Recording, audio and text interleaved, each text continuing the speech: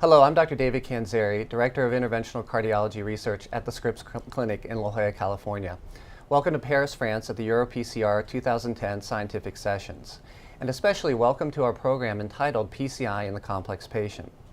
This program will include a discussion of both off-label use of agents and devices approved by the FDA and investigational devices not approved by the FDA for use in the United States. I'm especially privileged to be joined by two very experienced interventional cardiologists and clinical trialists from Europe today. Dr. Carlo DiMario, Professor of Cardiology and Consultant Interventional Cardiologist at the Royal Brompton Hospital in London, and importantly, a founding member of the EuroCTO Club, as well as the President of the European Association for Percutaneous Coronary Intervention. And also Dr. Sigmund Silber, Professor of Medicine at the University of Munich in Germany, and also an important contributing author to the European Society guidelines as well. Sigmund, Carlo, welcome, and thank you for being part of this program. Thank you for inviting us, David. Let's begin with a discussion of what complex really means to us. Complex lesions, complex patients, and off-label. Beginning in December of 2006 at the United States Food and Drug Administration panel meeting regarding concerns of drug-eluting stent safety and especially stent thrombosis, I think in many ways the term off-label emanated with associations of greater complexity but also greater risk and adverse outcomes. Carlo, I'll begin by asking you then, is complex the same as off-label? No, I think that off-label sounds more a regulatory type of term and alludes to the clinical and angiographic characteristics of the patient enrolled in the classical trials that have gained approval for the first drug-eluting stents and that have been followed by similar trials for the second, third generation, comparing them with the standard approved devices. In reality, for an interventionalist, complexity is something completely different. You can have a non-label easy lesion that becomes very complex because you have a patient with severe heart failure or terminal renal dysfunction. I want to return to in a little bit in our discussion to the issue of risk modeling like the syntax score, but especially given some of the successes, Sigmund, that we've seen in the past 2 to 3 years with drug-eluting stents, and some of the data presented here at these these scientific sessions, in fact, is there any data that's still outstanding for percutaneous revascularization in complex disease? Well, first of all, I'm very happy that you differentiate between complex lesions and complex patients, because that's totally different. You can have very simple lesion in a very multimorbid patient, which is a complex issue. On the other hand, you can have a left main stem in the shaft of a younger patient, which is usually considered as complex, but maybe not that complex. And off-label is totally different. I agree with Carlo. Off-label has nothing to do with complex, and it becomes even more complex, so to speak, because off-label in Europe is not off-label in the United States, because vice versa. So, how often are complex lesions? Well, we have just presented the Resolute all-comer trials, which I think is one of the outstanding trials showing what's really going on in real world in 2,300 patients. And interestingly, 2/3 of these patients were what we would call complex patients. Well, there is no official definition, but if you say complex is bifurcation, CTO, and other left main or small vessels, then 2/3 in the real world are complex patients in the study. And most of the randomized trials with drug-eluting stent have excluded those patients. So these trials cannot be compared because most of the trials have the easy patients, but the Resolute trial was the complex patients trial. So just as you point out, Sigmund, so we're transitioning in our clinical trial design to include populations with greater risk. In fact, in Resolute, for instance, I think the only exclusion criteria were that you could not adhere to the protocol, you could not adhere to dual antiplatelet therapy, or you were pregnant, and otherwise you were included essentially into the trial. Or patient didn't want to give informed consent, of course. Yeah. So let me ask you in this theme then.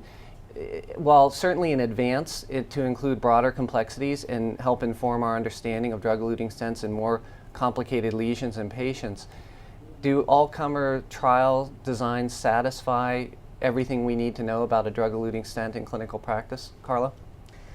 I think they do. I mean, having participated both in LEADERS and in Resolute, I must say we didn't enroll all the patients turning up to our hospital, but this was purely for logistical reason, patient arriving too close to their time of intervention, where for regulatory purposes you cannot ask consent without leaving enough time for the decision. Still in these all-comers trials, as you I think hinted at, Sigmund, is that there's still about 50% of the patients who are approached for the trials that don't get in, and it's probably for reasons other than their complexity, their patient or lesion complexity.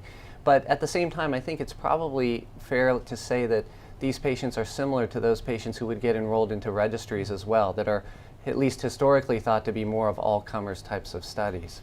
Now, Carlo, you raise a really good point. The Resolute trial compared the Medtronic Endeavor Resolute stent, also a zotolorelin-eluting stent like Endeavor, to the Xion stent. And Sigmund, you were a key investigator as well in this trial. The study showed almost identical non-inferior outcomes between the two drug-eluting stents. But even more to your point, Carlo, showed some of the lowest event rates that we're ever observing with drug-eluting stents in at least fairly complex disease.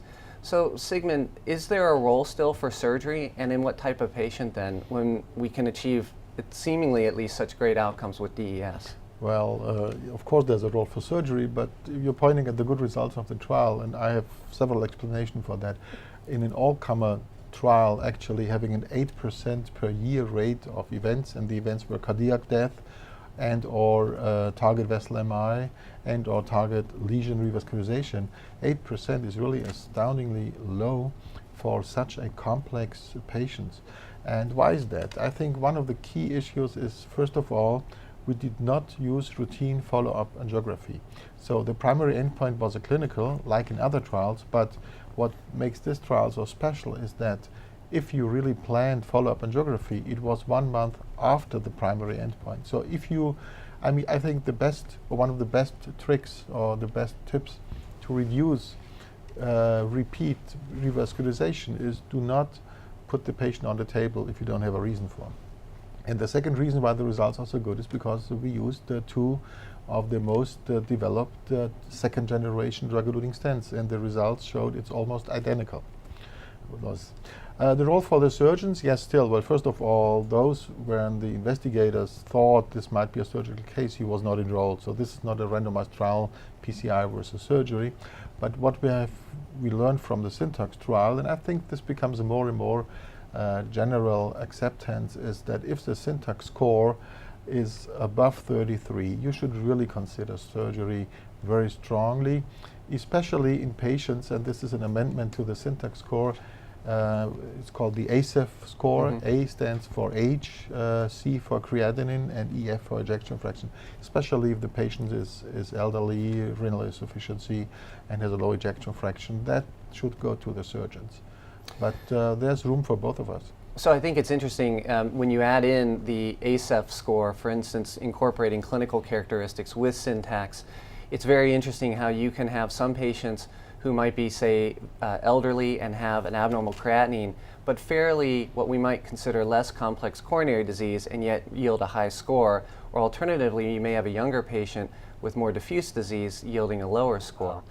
Sigmund, I want to go back to and also comment on or highlight the issue that you made regarding some of the lowest event rates that we've seen with DES. This clearly raises the threshold for newer, say, third, fourth, fifth generation drug-eluting stents then to demonstrate superiority over existing drug-eluting stents today. Here at EuroPCR, we also saw 1-year data presented with the NEVO program, which involves sirolimus and a bioresorbable polymer. And we've also seen some data with the bioresorbable stent program altogether. With the cohort B, or the second generation of a bioresorbable stent, that seems fairly promising as well. Do you think that with these more advanced generations of drug-eluting stents, will they be more adopted clinically based on intuition or perception, a belief that they may be safer or more effective, or do you believe that we really need to set a standard in a head-to-head comparative trial to demonstrate superiority? Well, big question is, what can you improve? I mean, if we look at efficacy, I think it's hard to beat the 8% per year event rate in such complex patients. Maybe you come down to 6% or 5%, but you will never have 0%, of course.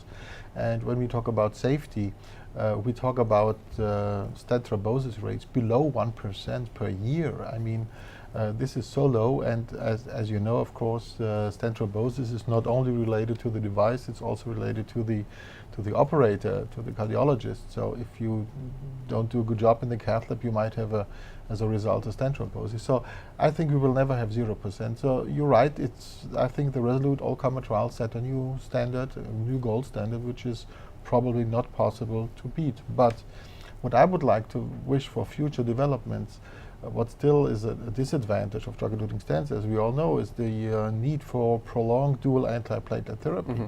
And what I would like to have is a stent which is so effective as these new drug-eluting stents, but you need only 4 weeks, that would be my wish, only 4 weeks dual antiplatelet therapy for all the reasons we know, with compliance, follow-up surgery, and so on.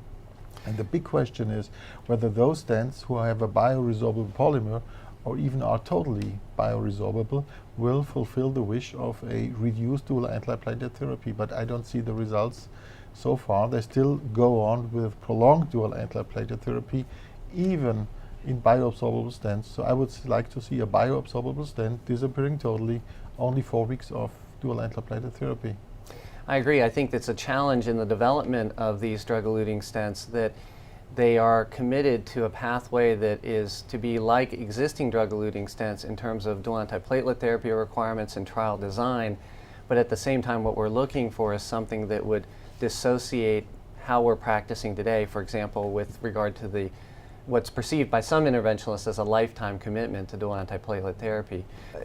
Along those lines, I'd like to move beyond the stent itself, the considerations of the stent, and think about, for patients with complex disease or complex patients as we're discussing, how else are we changing the care of these patients? And by that I mean, one example, for instance, Sigmund, you mentioned putting the patient on the table. And we talked about this earlier, is knowing that we have an opportunity to treat very complex disease now percutaneously, and very successfully too with drug-eluting stents. For example, left main disease or multivessel disease. How do we go about consenting our patients when we do diagnostic caths and knowing that we have these treatment options available? Well, we are all cardiologists here in this round, and there's no surgeon here. And the surgeons are always criticizing us cardiologists, and they are right, that we do the diagnosis and we do the treatment right away at EuroPCR in complex patients, and the surgeons would like to see it a different way, and I in part agree with that. So if we see a patient with complex lesions on the table, we should resist to go ahead and just do the case, but maybe we should have the courage, take the patient off the table, discuss it with him together with the surgeon. And this is the idea we would like to promote within the European Society of Cardiology, the idea of the heart team. The heart team is a cardiologist who likes his surgeon and vice versa. So both discuss the case, and the surgeon and the cardiologist go to the patient and say, we recommend PCI or we recommend surgery. So this would require that a cardiologist would recommend surgery, and vice versa, the surgeon would recommend to the patient PCI. But we have to do, I think, more stage procedures, diagnostic, take the patient off the table, and then discuss it, and then go back to the patient. I think that's for the sake of the patient. Sigmund, I'll leave you with a final comment. Not a final comment, but I just wanted to comment. Carlos said the surgeons did a better job in the Syntax trial. I do not totally agree, because actually Syntax had never a chance of reaching the primary endpoint, because target vessel or target lesion revascularization was a part of the primary endpoint. And we all know that in the first year after you do something, of course there are more repeat revascularization procedures in the PCI arm than in the bypass arm. But if we will have a longer follow-up, probably we will see a difference. But there was no way to win the study. Sigmund, Carl, I want to thank you again for taking the time here at EuroPCR for a terrific overview and discussion, and thanks again for being here.